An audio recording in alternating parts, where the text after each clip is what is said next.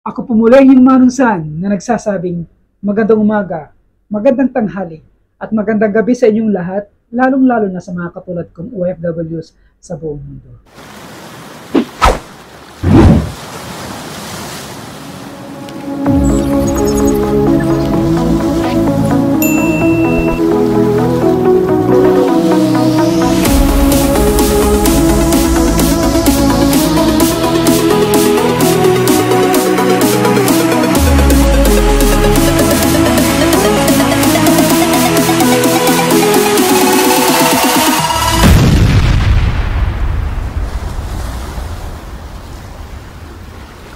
Ang vlog na ito ay muli para sa tamang pananalapi.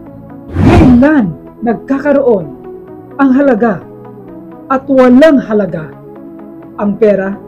Tulad ng sinasabi ko palagi, ang pera ay mahiwaga. Maaari itong magdala sa atin ng kasamaan o ginhawa. Pero depende yan kung papaano mo tratuhin talaga. Kung ito ba ay mabuti o masama. Hay pera, sobrang mahiwaga ka. Kailan ka ba nagkakaroon ng tamang halaga? Para sa akin, una, ang pera, sobrang halaga yan kung ginagamit natin sa mabuting paraan. Mabuting paraan? Ibig kong sabihin ay yung ginagamit ito sa hindi kasamaan na hindi nagdudulot ng pinsala sa kahit sino man.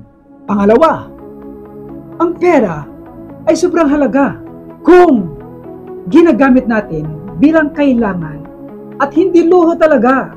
Kailangan, ibig ko lang sabihin, yung dapat lang natin bilhin na walang halong pagkasakim sa mga bagay-bagay na hindi pa natin kailangan o dili kaya'y hindi naman talaga natin kailangan.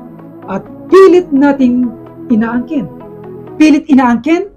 Oo, kasi minsan, kahit na wala sa budget natin. Minsan nga, umuutang pa tayo para lamang sa ating mga bagay na ating gusto at atin lang mangkin.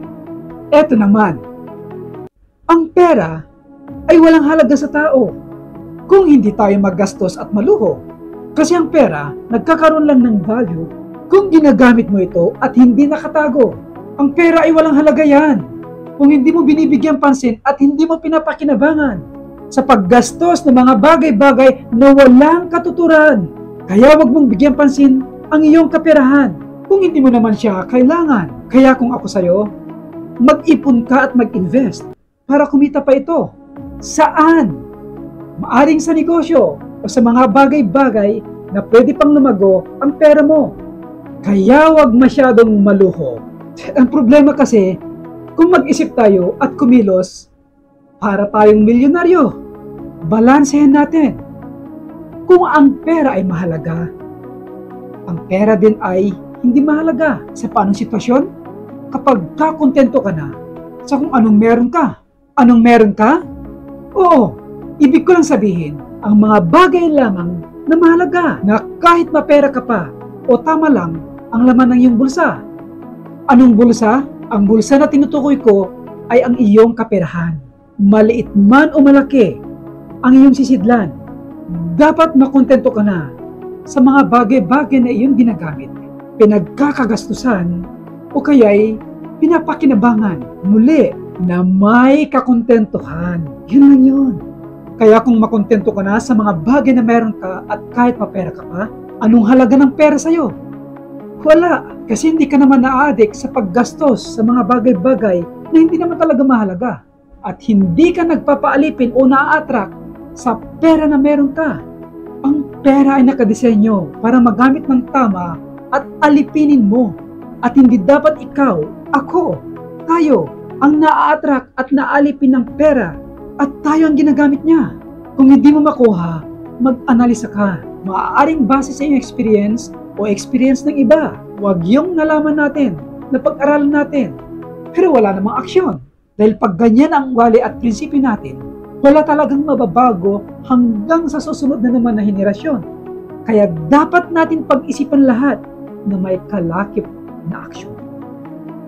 Yun lang yun. Ako po muli ang iyong Manong San na nagsasabing Salamat po. Sana po nakatulong po kasi inyo sa munting advice. Muli,